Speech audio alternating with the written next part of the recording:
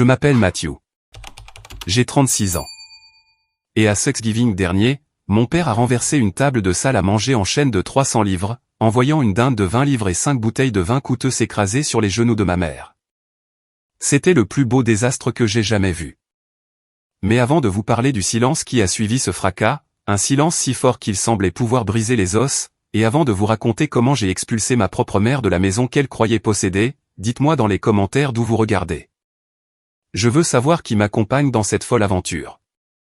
Pour comprendre pourquoi un homme calme et retraité comme mon père détruirait un dîner de fête, nous devons remonter à 4 heures avant que la dinde ne touche le sol. J'étais assis dans mon SUV, garé à 2 pâtés de maison de chez mes parents. Mes mains serraient le volant si fort que mes articulations étaient blanches. Dans le rétroviseur, je pouvais voir mon fils Julien. Il a 7 ans. Il portait cette petite cravate à clipser qu'il avait insisté pour choisir lui-même parce qu'il voulait être élégant pour grand-mère. Il regardait par la fenêtre, comptant les écureuils qui grimpaient sur un chêne. Il n'avait aucune idée de ce qui nous attendait. Mon téléphone a vibré sur la console centrale. L'écran s'est allumé avec le nom de Carter. Carter n'est pas seulement mon meilleur ami. C'est aussi l'avocat immobilier le plus affûté de l'État. J'ai décroché. Et, Carter. Joyeux Thanksgiving. Ne me souhaite pas encore joyeux Thanksgiving, Matt. La voix de Carter était sérieuse, coupant à travers les parasites. J'appelle juste pour m'assurer que tu as le dossier. Le bleu. J'ai mis la main dans la poche intérieure de ma veste. Je pouvais sentir l'épaisse enveloppe contre mes côtes. Je l'ai. Il est juste là. Es-tu sûr de vouloir faire ça, a demandé Carter. Une fois que tu sors ces papiers, il n'y a pas de retour en arrière. Tu le sais, n'est-ce pas? Ce n'est pas juste une dispute sur la politique ou le football. C'est l'option nucléaire. J'ai regardé à nouveau dans le rétroviseur. Julien a croisé mon regard et a souri, agitant une petite figurine en plastique vers moi. Je sais, ai-je dit, ma voix plus basse maintenant. Mais si elle commence, si elle fait ce qu'elle fait d'habitude, j'en ai fini, Carter. J'ai fini d'être le paillasson. J'ai fini de voir Julien être traité comme un citoyen de seconde zone. Bien, a dit Carter, parce que j'ai revu l'acte de propriété ce matin. C'est en béton. Tu as toutes les cartes en main, Matt. Tu dois juste être prêt à les jouer. Appelle-moi si tu as besoin d'argent pour la caution. Il a ri, mais je savais qu'il ne plaisantait qu'à moitié. J'ai raccroché et pris une profonde inspiration. L'air dans la voiture semblait lourd. Papa, a demandé Julien depuis l'arrière. On est presque arrivé. Presque, mon grand, ai-je dit, prenant ma meilleure voix faussement joyeuse. On prend juste une minute. Et, souviens-toi de la règle. Julien a hoché la tête. Si grand-mère dit quelque chose de bizarre, je te le dis. Et si je me sens triste, on part. C'est exact, ai-je dit, on part quoi qu'il arrive. Même si on n'a pas encore mangé la tarte. J'aime la tarte, a chuchoté Julien. Je sais que tu aimes ça. Mais on pourra acheter une tarte entière juste pour nous si on doit le faire. J'ai mis la voiture en marche et j'ai roulé le long du pâté de maison. Mes parents vivent dans un beau quartier. Des pelouses bien entretenues, de grandes maisons coloniales, des drapeaux américains flottant sur les porches. Cela semble parfait. Cela ressemble au genre d'endroit où vivent des familles heureuses. Mais je connaissais la vérité. Alors que je m'engageais dans l'allée, mon estomac s'est noué. Je l'ai vu immédiatement. Mon SUV est une voiture solide. Sûre, fiable, chère, mais discrète. Mais garée juste au centre de l'allée, occupant 2 places, se trouvait une Lamborghini Urus jaune vif. J'ai laissé échapper un soupir qui a fait trembler ma poitrine. Caleb était là. Mon frère Caleb, l'enfant chéri, l'homme de 40 ans qui agissait toujours comme un président de fraternité étudiante. En voyant cette voiture-là, je savais exactement comment la journée allait se passer. Il ne possédait pas cette voiture. C'était impossible. Caleb était entre 2 emplois depuis 3 ans. Il se disait entrepreneur, ce qui signifiait généralement qu'il empruntait de l'argent pour financer des idées qui échouaient en 3 mois. Je me suis garé dans la rue parce qu'il n'y avait pas de place dans l'allée de la maison que techniquement je payais. Nous sommes sortis de la voiture. Le vent était glacial. Typique pour novembre. J'ai remonté la fermeture éclair du manteau de Julien et lui ai tenu la main. Sa main était petite et chaude dans la mienne. C'était la seule chose qui me gardait ancré. Nous avons remonté l'allée. Je pouvais entendre des rires venant de l'intérieur. Un rire fort et retentissant. C'était Caleb. J'ai sonné à la porte. J'avais toujours une clé, bien sûr, mais j'ai sonné. Je me sentais comme un invité. Ma mère, Madame Pototte, a ouvert la porte. Elle portait un tablier qui coûtait probablement plus cher que ma première voiture. Ses cheveux laqués formaient un casque de perfection. Oh, a-t-elle dit. Son sourire n'atteignait pas ses yeux. Il ne l'a jamais fait avec moi. Vous êtes là. Nous pensions que vous vous étiez peut-être perdu. Salut, maman, ai-je dit, joyeux Thanksgiving. Elle a baissé les yeux vers Julien. Julien lui a souri. Ce sourire innocent et édenté qui fait fondre le cœur de tout le monde. Tout le monde sauf le sien. Salut, grand-mère, a gazouillé Julien. Bonjour, a-t-elle dit raidement. Elle ne s'est pas penchée pour le serrer dans ses bras. Elle n'a pas ouvert ses bras. Elle a juste reculé pour nous laisser entrer. Essuyez vos pieds, s'il vous plaît. Je viens de faire les tapis. La boue est terrible à cette époque de l'année. Elle n'a pas dit ça à Caleb. J'en étais sûr. Nous sommes entrés dans la chaleur du couloir. L'odeur de dinde rôtie, de sauge et de parfum coûteux m'a frappé. Ça sentait mon enfance, ce qui signifiait que ça sentait l'anxiété. Matthew. La voix de mon père est venue du salon. Mon père Joseph est apparu dans le couloir. Il avait l'air fatigué. Il avait toujours l'air fatigué ces jours-ci. Ses épaules étaient affaissées et ses cheveux étaient plus clairsemés que la dernière fois que je l'avais vu. Mais quand il a vu Julien, son visage s'est illuminé. Voilà mon grand garçon. Papa s'est agenouillé, chose que maman ne ferait pas, et a ouvert ses bras. Julien a lâché ma main et a couru vers lui. Grand-père, ils se sont étreints. Et pendant une seconde, j'ai senti la tension dans ma poitrine se relâcher. Au moins papa était de notre côté. Au moins papa essayait. Comment vas-tu, fils, m'a demandé papa, se levant et me serrant la main. Il m'a attiré dans une étreinte rapide et rude. Bonne route? Ouais, papa. C'était bien. As-tu vu la voiture de Caleb? A interrompu maman, sa voix perçante d'excitation. Elle rayonnait maintenant, regardant par la fenêtre la monstruosité jaune dans l'allée. Une Lamborghini. Tu peux le croire? Il dit que les affaires sont en plein essor. Il réussit si bien. J'ai regardé papa. Papa a détourné le regard, ses yeux se concentrant sur le sol. Il savait. Je savais.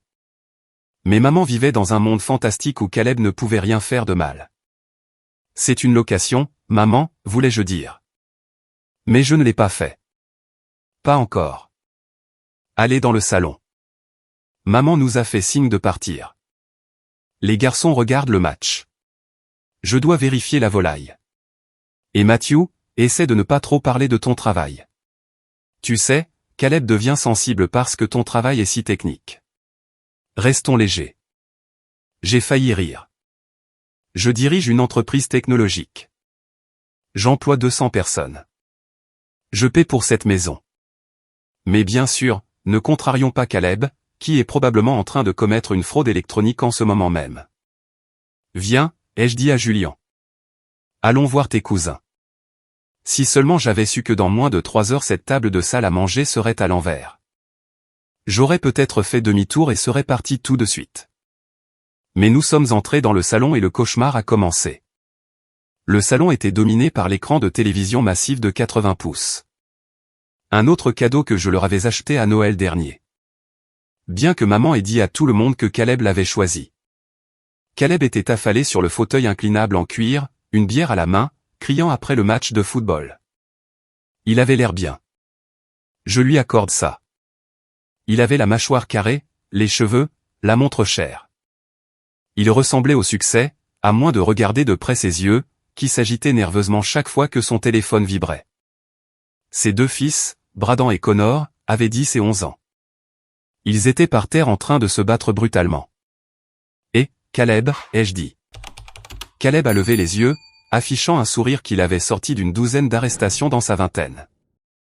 M'a dit, le fils prodigue est de retour. Qu'est-ce que tu conduis ces jours-ci? Toujours ce tank. C'est une bonne voiture, ai-je dit, gardant ma voix égale.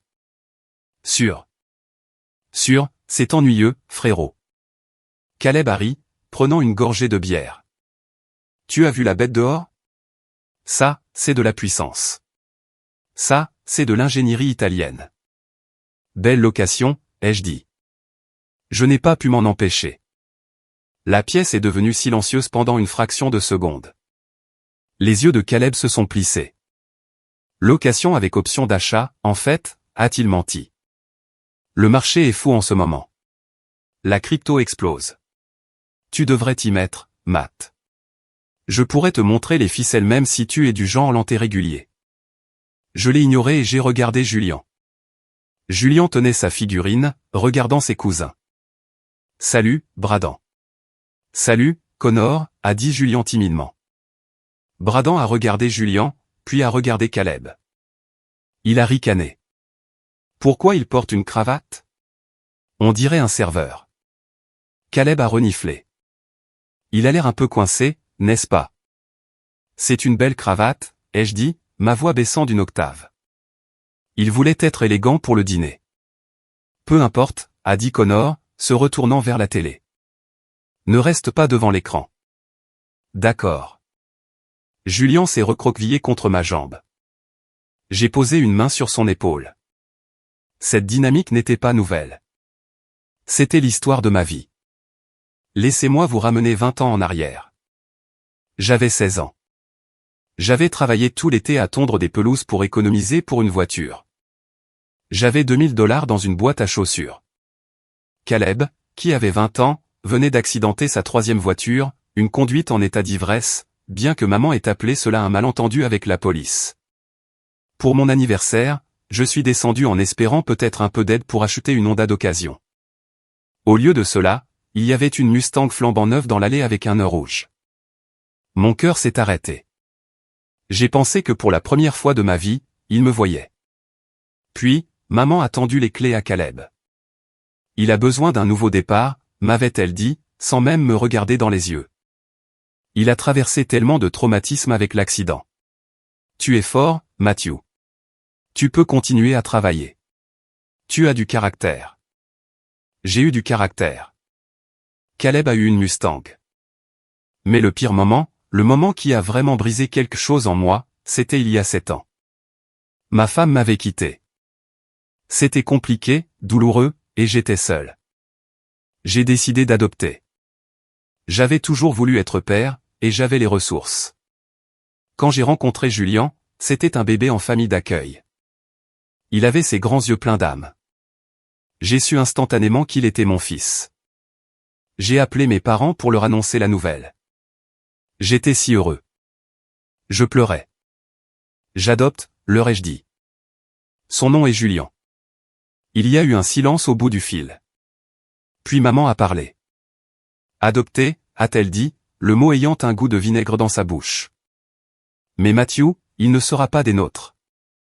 Il sera le mien, ai-je dit. Donc il sera le vôtre. Ce n'est pas pareil, a-t-elle dit. Le sang, c'est le sang.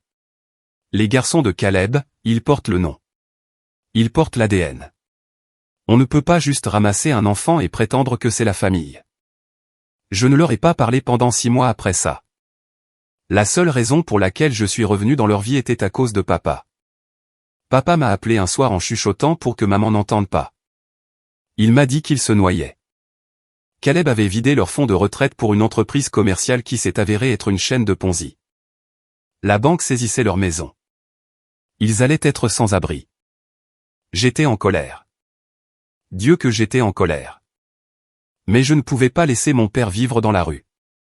Alors, j'ai fait quelque chose que personne ne sait. Pas même Caleb. Surtout pas Caleb. J'ai acheté la maison. J'ai remboursé la banque. J'ai acheté l'acte de propriété. J'ai tout arrangé pour que mes parents puissent y vivre sans loyer pour le reste de leur vie. Je leur ai dit que j'avais géré ça avec la banque et qu'ils avaient juste à payer les factures. Maman a supposé que je leur avais juste prêté un peu d'argent. Elle refusait de croire que j'avais ce genre de richesse. Dans son esprit, j'étais juste un geek en informatique et Caleb était le visionnaire qui avait juste une série de malchance.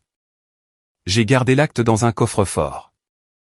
Je ne l'ai jamais brandi au-dessus de leur tête. Je voulais juste qu'ils soient en sécurité. Mais aujourd'hui c'était différent. Le dossier dans ma poche de veste semblait lourd, comme un pistolet chargé. Matthew. La voix de papa m'a ramené au présent. Peux-tu m'aider avec les boissons? J'ai regardé papa. Il avait l'air épuisé. Il regardait Caleb crier après la télé, regardait Bradan donner des coups de pied au dos du canapé. Bien sûr, papa, ai-je dit. Je suis allé dans la cuisine. Maman était là en train d'arroser la dinde. Maman, ai-je dit, où veux-tu qu'on s'assoie? Elle n'a pas levé les yeux. Eh bien, la table de la salle à manger ne peut accueillir que 8 personnes confortablement. Et nous avons Caleb, sa femme, les 2 garçons, moi, ton père, elle s'est tue. Ça fait 6, ai-je dit. Plus moi, et Julien.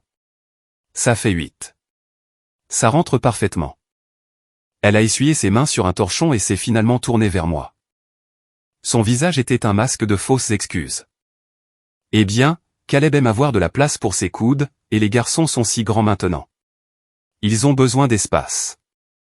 J'ai installé la table de jeu dans le coin petit déjeuner pour toi et le garçon. Le coin petit déjeuner. Dans la cuisine, loin de la salle à manger. Tu veux que moi et mon fils mangions dans la cuisine, ai-je demandé, ma voix basse. C'est douillet, a-t-elle insisté. Et il est désordonné. Tu sais comment sont les enfants. Je ne veux pas de sauce au canneberge sur la nappe en soie. C'est une antiquité.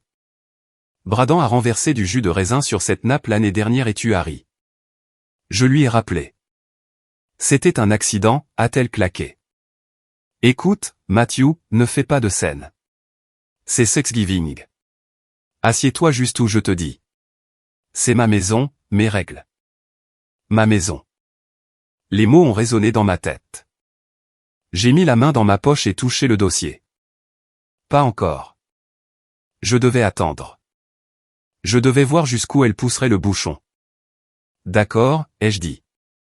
Mais Julien a une assiette pleine. Comme tout le monde. Bien sûr, bien sûr. Elle m'a fait signe de partir maintenant. Va me chercher le vin à la cave. Le truc cher. Caleb célèbre quelque chose. Je suis allé à la cave. J'ai attrapé une bouteille de Cabernet millésimé. J'ai regardé l'étiquette. C'était une bouteille que je leur avais achetée pour leur anniversaire il y a 5 ans. Ils l'ouvraient pour Caleb. J'ai saisi le goulot de la bouteille. Je voulais la fracasser contre le mur, mais je ne l'ai pas fait. Je suis monté à l'étage, prêt pour la guerre. L'heure suivante a été une leçon magistrale de torture psychologique. La femme de Caleb, Jessica, était arrivée. C'était une femme qui passait clairement 3 heures à se préparer pour avoir l'air de ne pas s'en soucier. Elle est entrée, a embrassé maman sur les 2 joues et m'a complètement ignoré. Oh, Eleanor, s'est-elle extasiée auprès de ma mère. La maison est divine, et cette voiture dehors, Caleb assure vraiment ce trimestre. Je sais, a gazouillé maman en lui tendant un verre de mon vin coûteux. J'ai toujours su qu'il réussirait grandement. Il a cette vision, vous savez, tout comme son grand-père. Je me tenais dans le coin, sirotant un verre d'eau, les regardant se féliciter mutuellement pour des réalisations qui n'existaient pas. Julien était assis par terre près de la bibliothèque, lisant un livre qu'il avait apporté. Il était assez intelligent pour rester hors de la zone d'impact de ses cousins. Bradan et Connor couraient autour du salon en criant comme des banchés. À un moment donné, Connor a couru devant Julien et a accidentellement donné un coup de pied dans la jambe de Julien. Oups. Connor a ri. Julien a tressailli mais n'a pas pleuré. Il m'a regardé. J'ai commencé à avancer. Connor, a crié papa depuis son fauteuil. Regarde où tu vas. Il était sur le chemin, grand-père, a pleurniché Connor. Il était assis immobile, a dit papa, sa voix étonnamment ferme. Excuse-toi. Connor a regardé maman. Il savait qui détenait le pouvoir ici. Oh, Joseph, laisse le garçon tranquille. Maman a appelé depuis la salle à manger. Il joue juste. Les garçons seront toujours des garçons. Julien a besoin de s'endurcir un peu de toute façon. Il est si délicat. Délicat. Nom de code pour pas l'un des nôtres. J'ai marché vers Julien et je l'ai pris dans mes bras. Ça va? Papa, il m'a donné un coup de pied, a chuchoté Julien. J'ai vu. Reste près de moi. J'ai décidé de sortir sur le patio arrière pour prendre l'air. J'avais besoin de me calmer avant de dire quelque chose que je regretterais ou avant de frapper mon frère au visage. Je suis sorti par la porte coulissante en verre. La cour arrière était grise et dormante. La piscine était couverte. J'ai entendu une voix chuchotée et frénétique. C'était Caleb. Il se tenait au coin de la maison en train de fumer une cigarette, chose que maman interdisait. Il avait son téléphone pressé contre son oreille et il transpirait malgré le froid. Je t'ai dit que je l'aurai la semaine prochaine. Caleb a sifflé dans le téléphone. Arrête d'appeler à la maison. Non, écoute-moi. Ma mère signe les papiers lundi. C'est sûr. Oui, la ligne de crédit hypothécaire vaut un demi-million. Facile.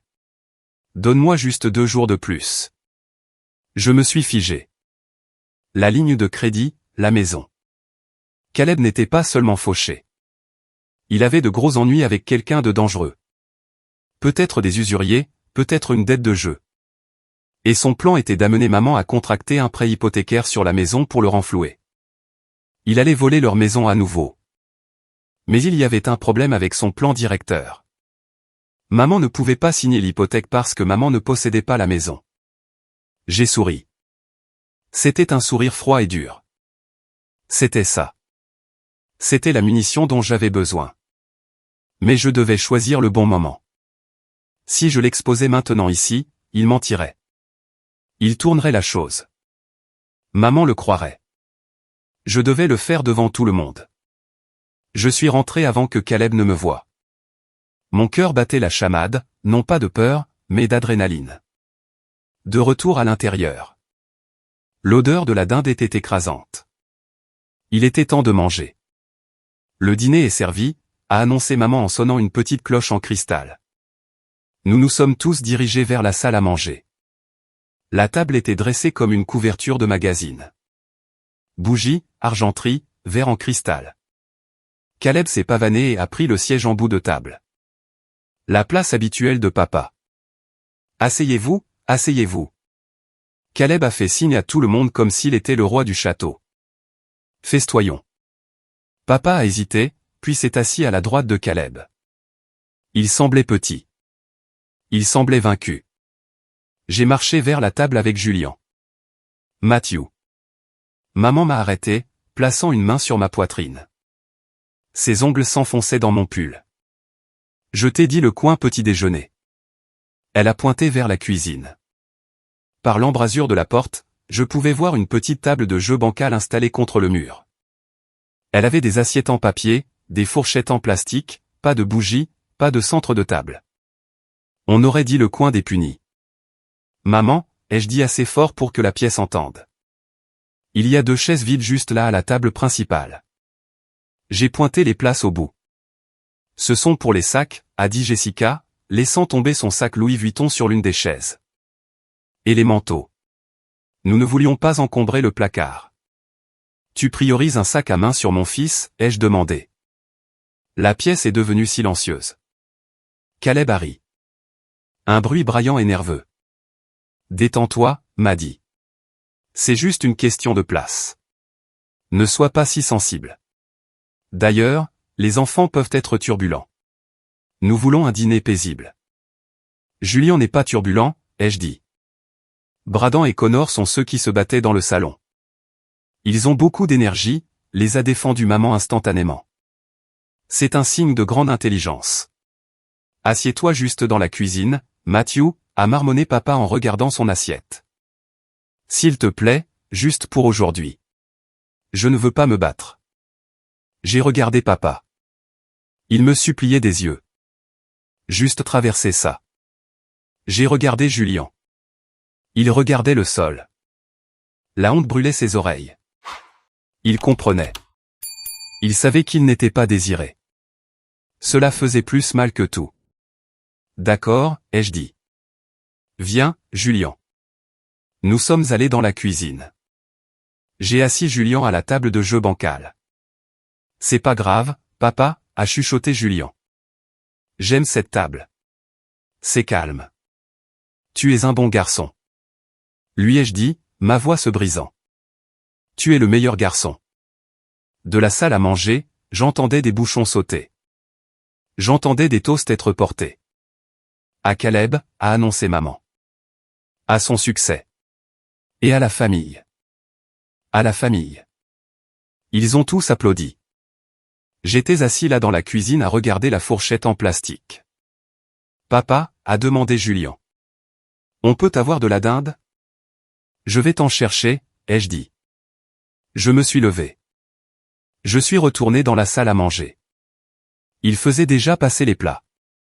Purée de pommes de terre, farce, ragoût de haricots verts. Ils se servaient eux-mêmes. Personne ne nous avait appelés.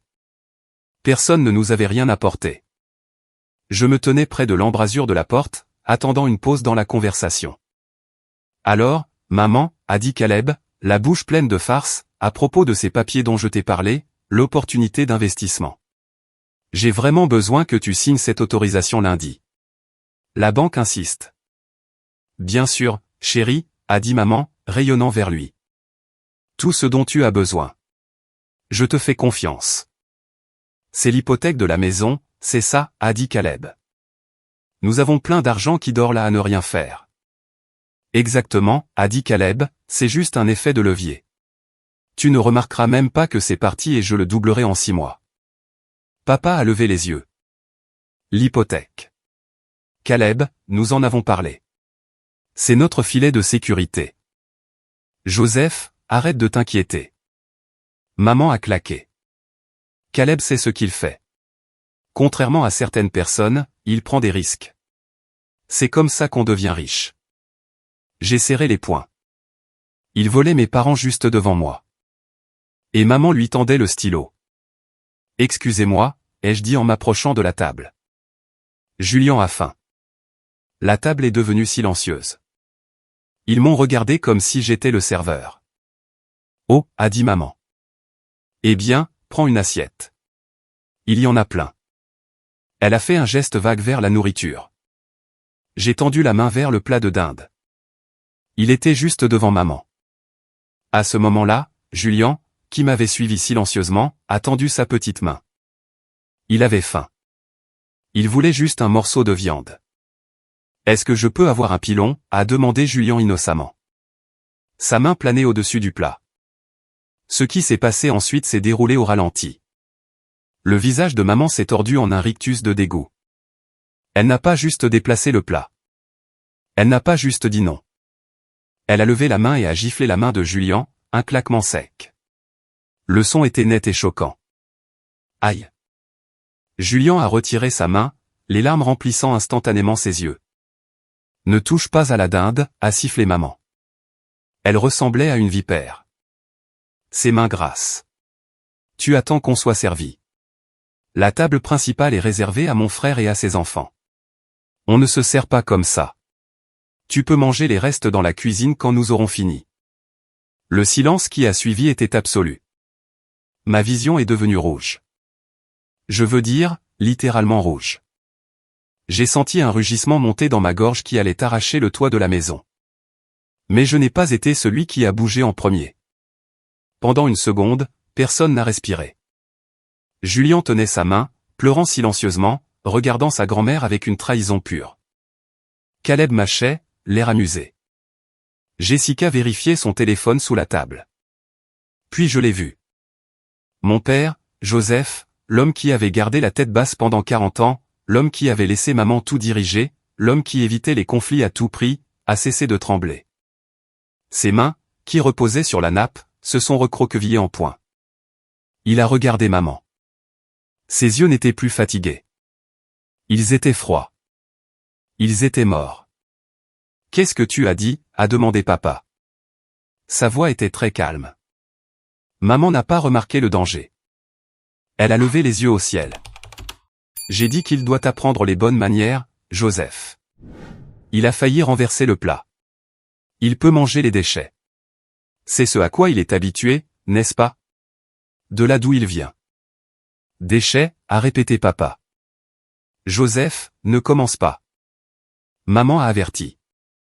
Verse le vin. Je me suis avancé pour attraper maman. J'allais la jeter de sa chaise. Je me fichais que ce soit de la maltraitance envers les personnes âgées. J'allais physiquement l'éloigner de mon fils.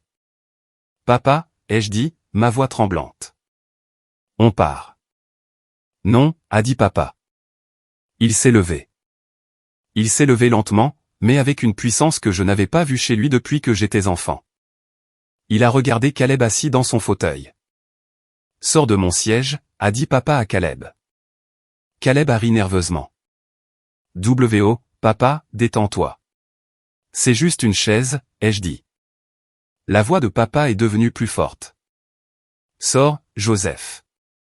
Maman a frappé sa main sur la table. Tu gâches le dîner. Assieds-toi. Papa s'est tourné vers maman. Tu as frappé un enfant. Tu as frappé mon petit-fils. Il ne l'est pas. Maman a commencé à le dire.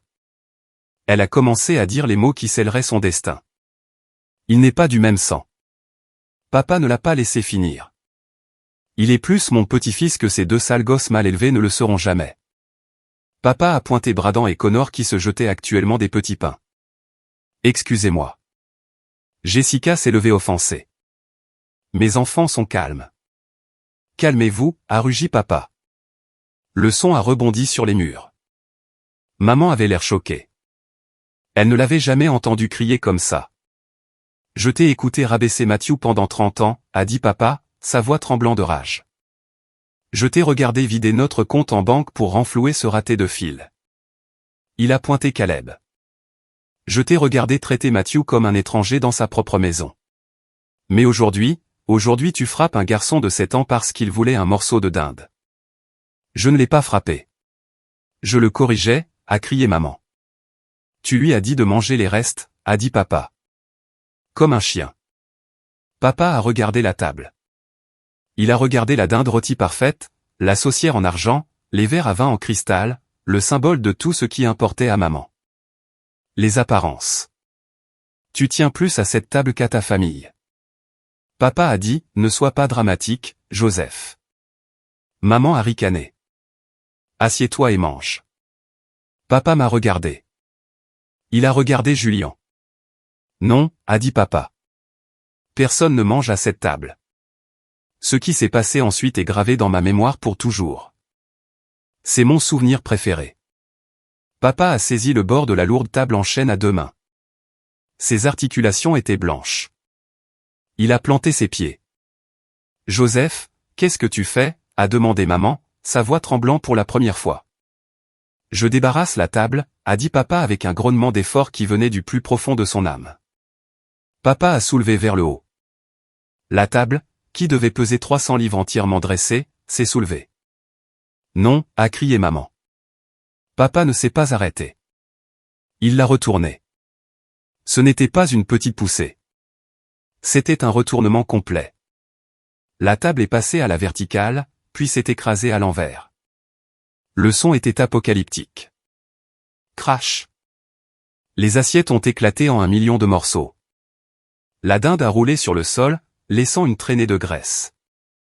La saucière a explosé contre le mur, aspergeant un liquide brun partout sur le chemisier en soie blanche de Jessica. Les bouteilles de vin rouge se sont brisées, envoyant un liquide rouge foncé éclabousser le costume de location de Caleb et le tapis immaculé de maman. Les bougies ont roulé sur le tapis, grésillant dans le vin renversé. La pièce était détruite. Instantanément, Caleb a reculé en rampant, tombant de sa chaise. « Papa, tu es fou ?» Maman était assise là, figée, avec de la purée de pommes de terre éclaboussée sur son tablier coûteux. Elle regardait les décombres de son Thanksgiving parfait. Sa bouche était ouverte, mais aucun son n'en sortait. Papa se tenait au milieu de la destruction, respirant fort. Il paraissait avoir 10 ans de moins. Il a regardé maman. Tu peux manger les restes, a dit papa. Sur le sol. J'ai attrapé Julien, qui avait les yeux écarquillés, mais bizarrement pas peur. Il regardait grand-père comme s'il était un super-héros. Papa, ai-je dit, allons-y. Papa a enjambé la table renversée. Il a marché sur un morceau de la porcelaine préférée de grand-mère, le réduisant en poussière avec son talon. Il ne s'est pas retourné. Il a marché vers nous. Il a pris la main de Julien. « Viens, fils, m'a dit papa. Je nous offre des burgers. » Nous avons marché vers la porte d'entrée. Joseph. Maman a finalement retrouvé sa voix. Elle a crié depuis la salle à manger. Si tu franchis cette porte, n'ose pas revenir. Tu m'entends? Je divorcerai. Je prendrai tout. Papa s'est arrêté à la porte. Il s'est retourné lentement. Maman avait trébuché dans le couloir couverte de sauce, ressemblant à une sorcière dérangée. Tu ne peux rien prendre, Éléanore, a dit papa calmement. Parce que nous n'avons rien. Caleb a tout dépensé. C'est un mensonge. Maman a hurlé. Nous avons la maison. Papa m'a regardé. Il m'a fait un petit sourire triste. Demande à Matthew pour la maison, a dit papa. Puis il a ouvert la porte et est sorti dans l'air froid de novembre. Nous avons descendu l'allée devant la Lamborghini jaune. En passant devant la voiture de Caleb, j'ai vu quelque chose que je n'avais pas remarqué avant. Il y avait un petit autocollant sur le pare-choc. Locations exotiques de Jersey, tarif journalier. J'ai ri. Nous sommes montés dans mon SUV. Papa s'est assis sur le siège avant. Julien s'est assis à l'arrière. Grand-père, a dit Julien doucement. Tu as mis le bazar. Papa a gloussé. C'était un son sec et rauque. C'est sûr, gamin. C'est sûr. Tu t'es fait mal au dos, ai-je demandé en démarrant le moteur. Je me sens super bien, a dit papa. J'ai l'impression de me réveiller d'un coma de 40 ans. J'ai démarré. Je n'ai pas regardé la maison en arrière, mais je savais que la véritable explosion allait arriver demain. Maman pensait qu'elle détenait le pouvoir à cause de la maison. Elle pensait qu'elle pouvait mettre papa à la porte. Elle pensait qu'elle pouvait signer l'hypothèque pour Caleb lundi. Elle n'avait aucune idée que le morceau de papier dans ma poche de veste était une bombe nucléaire. Nous avons fini dans un endroit appelé Jerry's Diner à la périphérie de la ville. C'était l'un des rares endroits ouverts à Thanksgiving. Ça sentait le vieux café, la graisse de bacon et l'eau de javel. Pour moi, ça sentait le paradis. Nous nous sommes assis dans une banquette en vinyle rouge. Papa, moi et Julien. La serveuse, une femme fatiguée nommée Brenda, est venue. Dure journée, les gars. Vous n'avez pas idée, a dit papa. 3 burgers à la dinde et des frites et le plus gros milkshake que vous ayez pour le petit gars. Ça marche, Brenda a souri. Quand elle est partie, le silence s'est installé sur la table. Mais ce n'était pas le silence tendu de la maison de mes parents. C'était un silence confortable. Papa a regardé ses mains. Je suis désolé, Matthew. Papa, tu n'as pas à, Paul. Si, je dois. Papa a interrompu. Il m'a regardé dans les yeux. Je l'ai laissé te traiter comme ça pendant des années. Je pensais que si je maintenais juste la paix, si je gardais juste ma bouche fermée, les choses s'amélioreraient. Je pensais qu'elle finirait par voir quel homme bon tu es. Mais j'avais tort. J'étais un lâche. Tu n'as pas été un lâche aujourd'hui, ai-je dit. J'aurais dû renverser cette table il y a 20 ans. Papa a dit, quand elle a donné cette voiture à Caleb, quand elle n'est pas venue à ta remise de diplôme. Quand elle a refusé de rencontrer Julien. Il a tendu la main à travers la table et a serré la mienne. Puis il a tendu la main et a serré celle de Julien. Je la quitte. Matt, a dit papa. J'ai fini. Je ne peux pas retourner là-bas. Je m'en fiche si je dois dormir dans un refuge. Tu ne dors pas dans un refuge, ai-je dit. Tu restes avec moi. J'ai plein de place. Je ne peux pas être un fardeau, a dit papa. La vieille habitude d'autodépréciation reprenant le dessus. Papa, ai-je dit fermement. Tu es mon père. Tu n'es jamais un fardeau. Mon téléphone a vibré. C'était un texto de Caleb. Espèce de psychopathe. Maman est hystérique. Elle appelle les flics. Tu as intérêt à arranger ça ou je te poursuis en justice. J'ai montré le téléphone à papa. Papa a ri. Poursuivre pourquoi? Dommage par sauce. Mon téléphone a vibré à nouveau. Un autre texto de Caleb. Et dis à papa qu'il doit signer les papiers d'hypothèque demain ou on est tous foutus. J'ai besoin de cet argent, Matt. Sérieusement. C'était là. Le désespoir.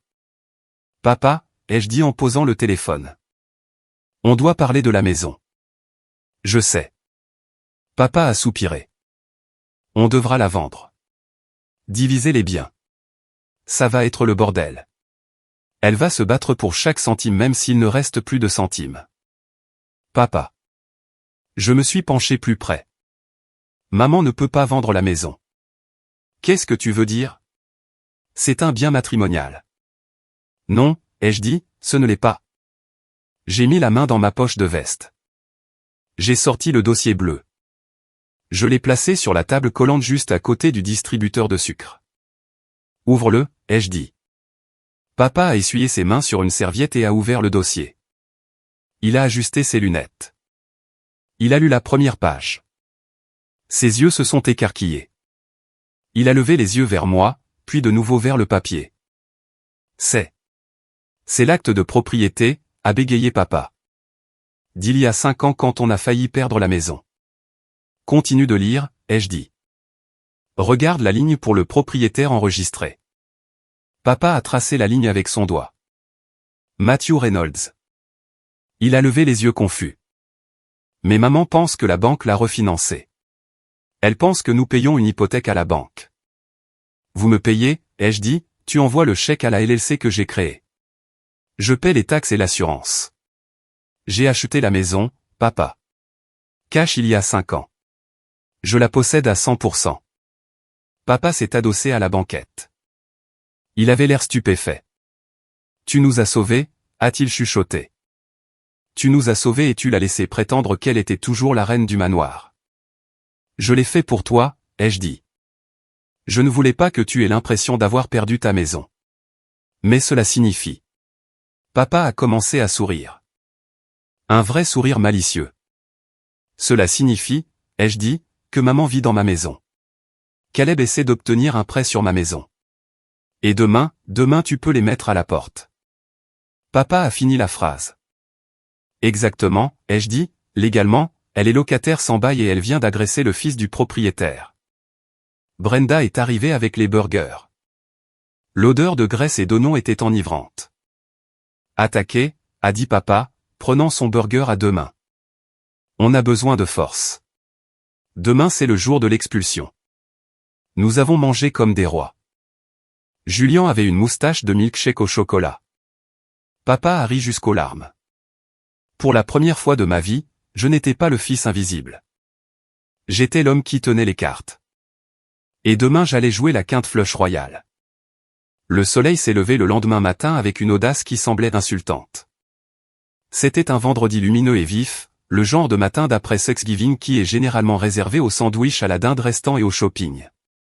Mais pour moi, c'était le jour du jugement. J'ai dormi sur le canapé dans mon propre salon parce que j'avais insisté pour que papa prenne la suite d'amis. Quand je me suis réveillé, la maison était calme.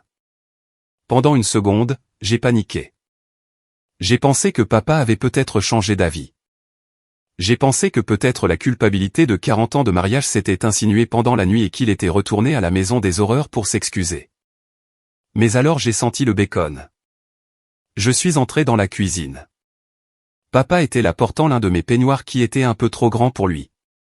Il fredonnait. Il retournait des crêpes. Julien était assis au comptoir, balançant ses jambes, regardant son grand-père avec admiration.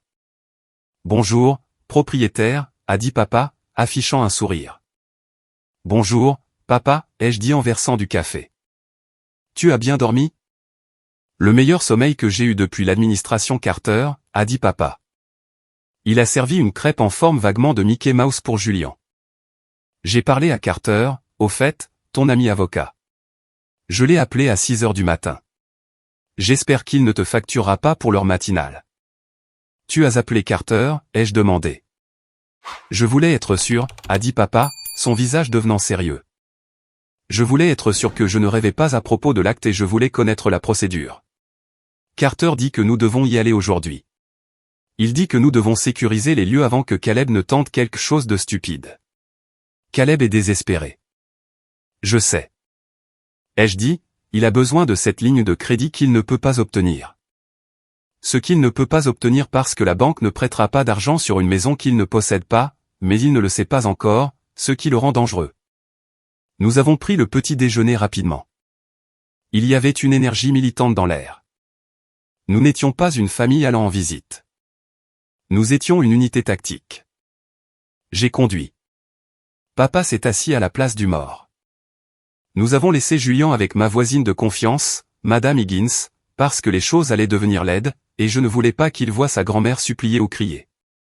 Quand nous nous sommes garés devant la maison, la Lamborghini jaune était toujours là, mais il y avait aussi une autre voiture, une dépanneuse. Un agent de saisie accrochait la Lamborghini. Papa a laissé échapper un sifflement bas. Eh bien, ça répond à la question sur ses finances. Nous sommes sortis de la voiture. Caleb était sur la pelouse avant, portant toujours son pantalon de costume taché de vin de la veille, criant après le conducteur de la dépanneuse. « Vous ne pouvez pas la prendre !» Caleb criait, sa voix se brisant. « J'ai fait le paiement. C'est un retard de virement bancaire. J'appelle mon avocat. » Le conducteur, un gars costaud qui avait clairement entendu ce discours 1000 fois, n'a même pas levé les yeux. « Appelez le pape pour ce que j'en ai à faire, mon pote. L'ordre est arrivé ce matin. Défaut de paiement. Reculez ou j'appelle les flics. » Caleb s'est retourné et nous a vus. Son visage est passé du rouge au blanc pâle. « Toi. » Caleb m'a pointé du doigt. « C'est ta faute. Toi et ton petit drame hier soir avez tout gâché. » Je suis passé devant lui. Je n'ai même pas ralenti. « Bonjour, Caleb. Belle voiture. Où l'était-elle ? » Papa a marché juste à côté de moi. Il n'a pas regardé Caleb. Il a monté les marches jusqu'à la porte d'entrée. Il a utilisé sa clé qui fonctionnait toujours, et a ouvert la porte. L'odeur nous a frappés en premier. Vin éventé, graisse figée, et l'odeur aigre du Lemon Pledge, essayant de couvrir un désastre. Maman était dans le salon. Elle était assise sur le canapé, frottant une tache de vin sur le tapis avec une énergie furieuse et maniaque. Jessica, la femme de Caleb, était assise dans le fauteuil, fixant le mur, ayant l'air d'avoir pleuré pendant des heures. Quand maman nous a vus, elle a arrêté de frotter. Elle s'est levée. Elle s'est redressée de toute sa hauteur, lissant son tablier ruiné. Alors, a-t-elle dit, sa voix glaciale. Vous avez décidé de revenir en rampant. Elle a regardé papa. J'espère que tu as préparé de bonnes excuses, Joseph. Et un chèque. Les nettoyeurs de tapis facturent le triple pour le service des jours fériés. Et la table de ma grand-mère, elle est rayée. Papa n'a pas parlé. Il a juste marché vers le manteau de la cheminée et a pris une photo encadrée de lui et maman d'il y a 20 ans. Il l'a regardée une seconde, puis l'a posée face contre terre. Je ne suis pas ici pour m'excuser, Eleanor, a dit papa, je suis ici pour faire mes bagages. Faire tes bagages ? Maman a ri. Un son dur et cassant. Ne sois pas ridicule. Tu ne vas nulle part. Tu fais une crise de la quarantaine à 68 ans. C'est pathétique. Tu vas t'asseoir, faire un chèque à Caleb pour sa détresse émotionnelle, et ensuite tu vas t'excuser auprès de moi pour m'avoir humilié devant mes petits-enfants. Ce n'étaient pas des petits-enfants, ai-je dit en m'avançant. C'étaient des brutes en formation. Maman a tourné brusquement la tête vers moi. Toi. Tu es le poison dans cette famille, Matthew. Depuis que tu as amené ce garçon dans nos vies. Tout a été difficile. Tu as monté ton père contre moi. Je ne l'ai pas monté, ai-je dit. Je lui ai juste ouvert les yeux. La porte d'entrée a claqué. Caleb s'est précipité à l'intérieur, essoufflé. Maman, ils ont pris la voiture. Tu dois signer les papiers maintenant. Aujourd'hui, nous devons virer l'argent à la société de leasing avant midi ou il résilie le contrat. Maman, s'il te plaît. Caleb tremblait. Il ressemblait à un junkie ayant besoin d'une dose. Maman a regardé son enfant chéri. Son visage s'est adouci instantanément. Oh, mon pauvre bébé. C'est bon. On va arranger ça. J'appelle la banque tout de suite. Nous avons l'hypothèque. Nous avons plein d'équité. Elle s'est tournée vers papa. Joseph, où est le dossier avec le titre de propriété? J'en ai besoin pour le notaire. Papa m'a regardé. Il a hoché la tête. J'ai mis la main dans la poche intérieure de ma veste. J'ai sorti le dossier bleu. Tu n'as pas besoin de notaire, maman, ai-je dit. Et tu n'as pas besoin de la banque. Donne-moi ça. Caleb s'est jeté sur le dossier. J'ai reculé. Assieds-toi, Caleb, ou j'appelle la police et je leur parle de la cocaïne que j'ai vue dans ta boîte à gants hier soir. Je n'avais pas vraiment vu de cocaïne, mais c'était une supposition calculée basée sur son comportement. Caleb s'est figé. Ses yeux s'agitaient. Jessica a laissé échapper un halètement. Assieds-toi, ai-je ordonné. Ma voix était calme, autoritaire. C'était la voix que j'utilisais quand je virais des employés incompétents. Caleb s'est assis. Maman a tenu bon. C'est quoi cette absurdité, a exigé maman. J'ai ouvert le dossier. J'ai sorti l'acte de propriété. C'était un document épais avec un sceau doré en bas. J'ai marché vers la table basse, la seule table encore debout, et je l'ai posée. Lis-le, ai-je dit. Maman a regardé le papier. Elle a plissé les yeux. Elle refusait de le ramasser comme si le toucher la brûlerait. Je n'ai pas besoin de lire tes faux papiers, a-t-elle craché. Ce n'est pas faux, Éléanore, a dit papa. C'est une copie certifiée de l'acte de garantie. Regarde la date. Il y a 5 ans. Quand la banque a réclamé le prêt. Maman a finalement regardé. Ses yeux ont scanné le jargon juridique. Donateur. Donataire. Description de la propriété. Puis elle l'a vu. Propriétaire, Matthew J. Reynolds. Elle l'a fixé. Elle a cligné des yeux. Elle l'a relu. Je ne comprends pas. Elle a chuchoté. La banque. Nous avons refinancé. Caleb a dit qu'il connaissait un type à la banque qui a restructuré le prêt. Elle a regardé Caleb. Caleb fixait le sol, le visage gris. Tu savais? Maman a demandé à Caleb. Je ne savais pas qu'il l'avait acheté, a bégayé Caleb. Je savais juste que la banque avait arrêté d'appeler. Je pensais que tu avais arrangé ça. J'ai arrangé ça, ai-je dit, le coupant. J'ai remboursé les 300 000 $ que tu leur as volés, Caleb. J'ai remboursé la deuxième hypothèque que tu as incité papa à signer par ruse. J'ai acheté la maison pour qu'il ne soit pas jeté à la rue. Je me suis tourné vers maman. Tu ne possèdes pas cette maison, maman. Tu ne la possèdes plus depuis 5 ans. Tu vis ici en tant qu'invité. Sans loyer, sans facture. Maman s'est effondrée sur le canapé. Tout l'air est sorti d'elle. Elle semblait petite. Mais c'est ma maison, a-t-elle marmonné. J'ai choisi les rideaux. J'ai planté les roses. Tu as choisi les rideaux, ai-je convenu. Mais je possède les murs auxquels ils sont accrochés. Et en tant que propriétaire, j'ai le droit de décider qui vit ici. La pièce était mortellement silencieuse. Même l'horloge au mur semblait bruyante. Et j'ai décidé, ai-je continué, ma voix se durcissant, que je ne veux pas de locataire qui maltraite mon fils. Maman a levé les yeux, des larmes de choc montant dans ses yeux. Locataire? Je suis ta mère. Tu as cessé d'être ma mère au moment où tu as giflé Julien, ai-je dit, maintenant tu es juste une femme qui vit dans ma maison. Une femme qui a dit à mon fils de manger des restes. J'ai sorti un autre papier du dossier. Un avis d'expulsion.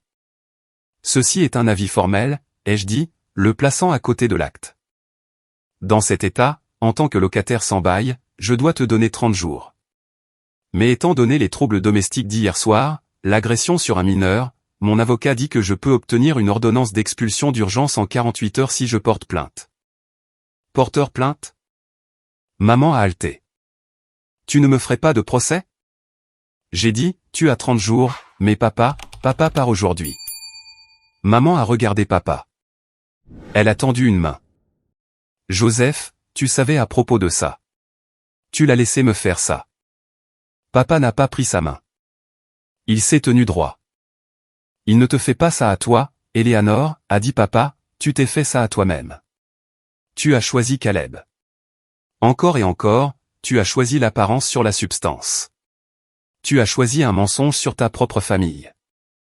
Papa s'est dirigé vers le couloir. Je vais faire mes valises.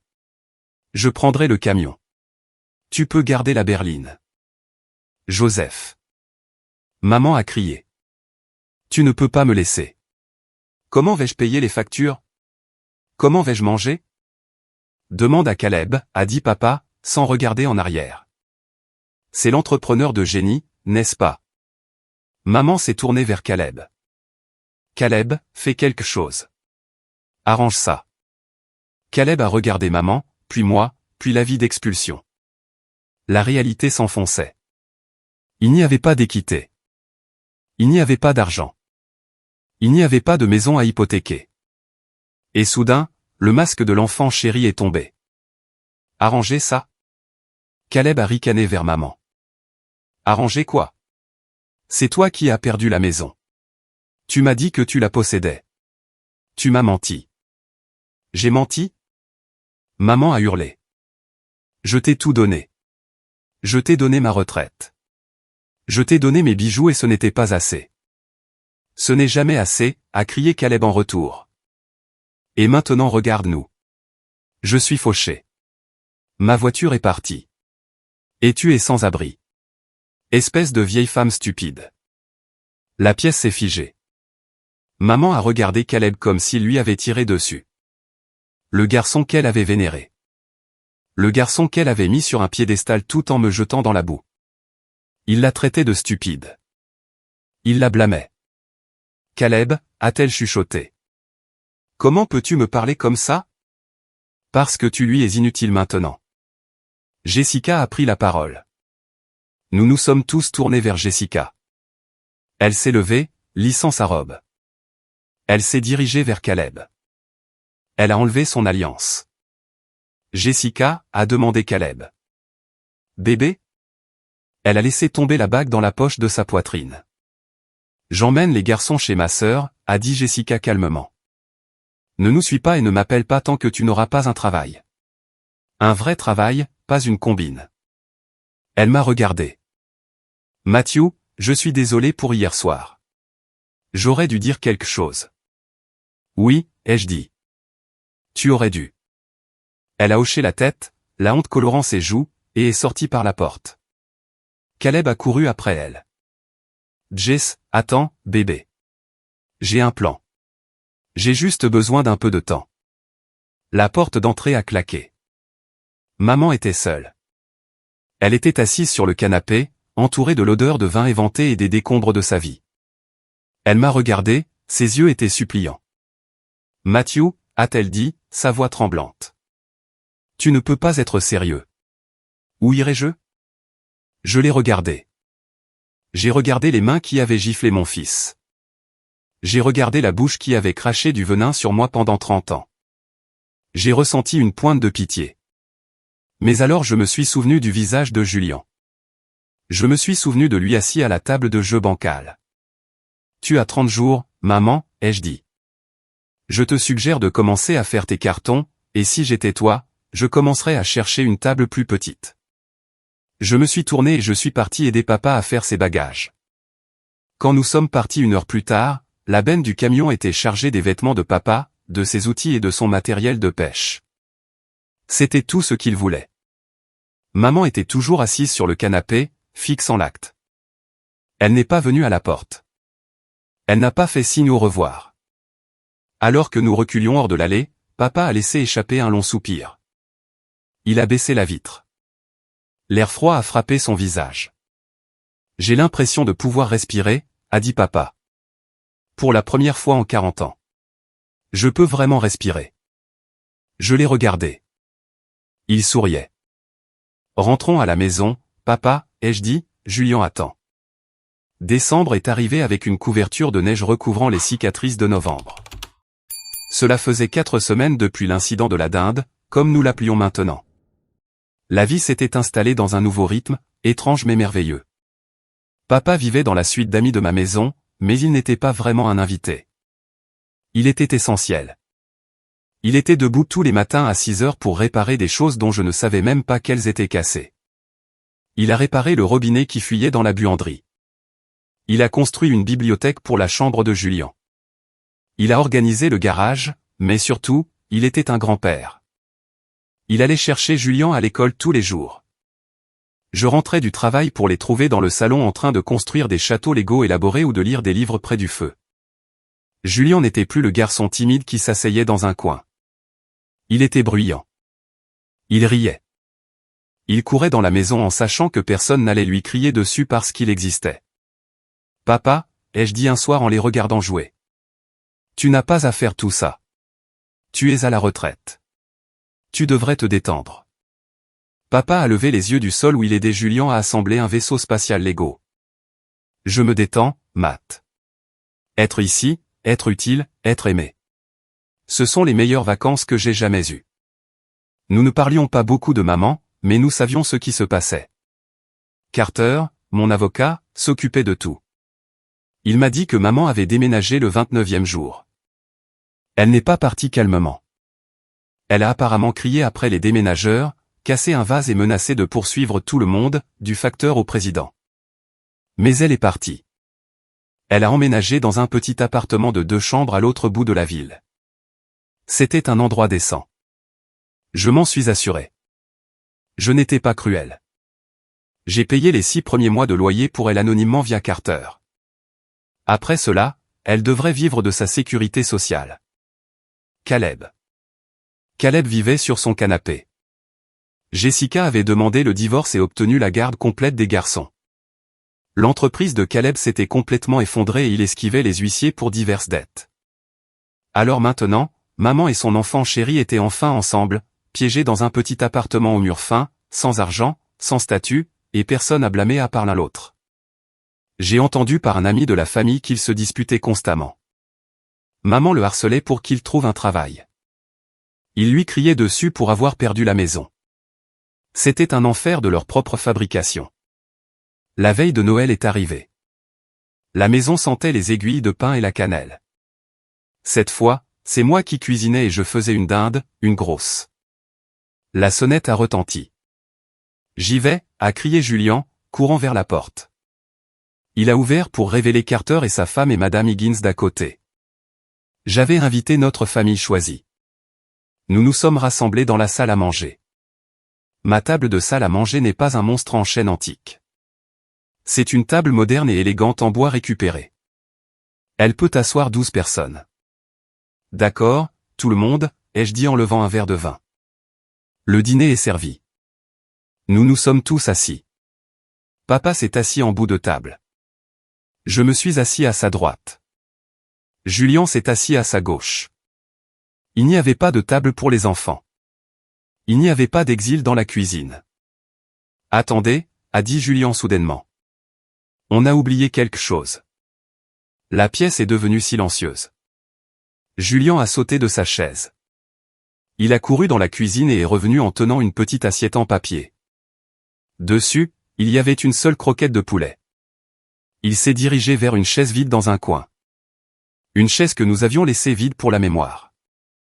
Il a placé la croquette sur la chaise. C'est pour le vieux temps, a dit Julien sérieusement. Pour qu'on se souvienne de ne pas être méchant. Mon cœur s'est serré dans ma poitrine. Il se souvenait. Bien sûr qu'il se souvenait. Mais il le traitait avec une grâce que maman n'avait jamais eue. C'est un bon rappel, Julien, a dit papa en s'essuyant l'œil. Nous avons commencé à manger. Et laissez-moi vous dire, la nourriture avait meilleur goût que n'importe quel repas que j'ai jamais mangé dans cette grande maison coloniale. Ça avait le goût de la liberté. À mi-chemin du dîner, mon téléphone a sonné. J'ai regardé l'écran. Maman. La table est devenue silencieuse. Tout le monde m'a regardé. Je l'ai laissé sonner. C'est tombé sur la messagerie. Ça a sonné à nouveau. Papa a posé sa fourchette. Tu peux répondre si tu veux, Matt. Je ne serai pas fâché. J'ai regardé le téléphone. Je l'imaginais dans ce petit appartement. Peut-être qu'elle se sentait seule. Peut-être qu'elle appelait pour s'excuser. Peut-être qu'elle réalisait enfin ce qu'elle avait perdu. Mais ensuite j'ai regardé Julian, mangeant joyeusement sa farce, en sécurité. J'ai regardé papa, paraissant 10 ans plus jeune, riant avec Madame Higgins. J'ai réalisé que laisser sa voix entrer dans cette pièce serait comme ouvrir une fenêtre dans un sous-marin. Cela laisserait juste entrer l'eau. Non, ai-je dit, on mange. J'ai retourné le téléphone. Plus tard cette nuit-là, après que tout le monde fut parti et que Julian fut endormi, papa et moi nous sommes assis près du feu avec un verre de scotch. J'ai écouté le message vocal. Je l'ai dit à papa, et papa a demandé, fixant les flammes. Elle ne s'excusait pas. J'ai dit qu'elle se plaignait que Caleb avait mangé le reste du jambon de Noël et demandait si je pouvais lui virer $500 pour une nouvelle télé. Papa a secoué la tête et a pris une gorgée de scotch. Certaines personnes ne changent jamais, Matt. Elles vieillissent juste. Tu vas bien, papa, ai-je demandé. Vraiment? Elle me manque parfois, a admis papa. Ou celle que je pensais qu'elle était quand nous avions 20 ans me manque. Mais le sentiment de marcher sur des œufs dans ma propre cuisine ne me manque pas. La boule au ventre chaque fois que la porte du garage s'ouvrait ne me manque pas. Il m'a regardé. Tu m'as rendu ma vie, fils. Tu m'as donné un foyer. Je ne pourrai jamais te rembourser pour ça. Tu m'as remboursé ce soir, ai-je dit. Quand tu as lu la nuit avant Noël et à Julian, c'est tout le loyer dont j'ai besoin. Nous sommes restés assis en silence pendant un moment, regardant juste le feu crépiter. Tu sais, a dit papa doucement. Je me suis toujours inquiété que tu sois le calme, celui en arrière-plan. Je m'inquiétais que tu laisses le monde te marcher dessus. J'ai failli, ai-je dit. Mais tu ne l'as pas fait, a souri papa. Tu as attendu, tu as planifié, et quand le moment est venu, tu as renversé la table. J'ai ri. Tu as littéralement renversé la table, papa. Métaphoriquement, a fait un clin d'œil papa. Tu as changé la donne. La semaine suivante, j'ai mis la vieille maison en vente. Je n'en voulais pas. Je ne voulais pas des souvenirs. Je l'ai vendue à un jeune couple sympathique avec un bébé en route. J'espérais qu'il la remplirait de meilleurs souvenirs que nous. Avec l'argent de la vente, j'ai fait 3 choses. Premièrement, j'ai acheté un petit condo confortable en centre-ville et j'ai mis l'acte au nom de papa. Je voulais qu'il ait son propre bien, sa propre indépendance, même s'il passait la plupart de son temps chez moi. Deuxièmement, j'ai créé un fonds fiduciaire pour les études de Julian qui était si sécurisé que même une loi du Congrès ne pourrait pas y toucher. Et troisièmement, j'ai envoyé un chèque à l'agence de placement familial où j'ai trouvé Julian. J'ai joint une note pour « les restes » afin qu'il n'ait jamais à manger dans la cuisine. Quant à maman, elle est toujours dans cet appartement. Caleb est parti un mois plus tard pour poursuivre une « opportunité en or » à Vegas, la laissant avec le loyer. Elle appelle parfois. Je réponds parfois. Nous parlons de la météo. Nous parlons des nouvelles, mais nous ne parlons jamais de Thanksgiving. Et elle ne demande jamais de nouvelles de Julian. Et c'est bien ainsi, parce que Julian a une famille. Il a un père qui déplacerait des montagnes pour lui. Il a un grand-père qui renverserait des tables pour lui et il sait au plus profond de ses os que sa place est à la table principale, toujours. Cette histoire n'est pas seulement à propos d'un mauvais dîner de Thanksgiving, c'est à propos des limites, de l'estime de soi et de la vraie définition de la famille. Premièrement, l'indépendance financière est votre bouclier le plus fort. Parce que j'avais mes propres ressources et que j'avais secrètement sécurisé le logement de mes parents, je détenais le pouvoir quand les abus ont escaladé. Si j'avais été dépendant d'eux ou si j'avais laissé Caleb tout vider, le résultat aurait été tragique.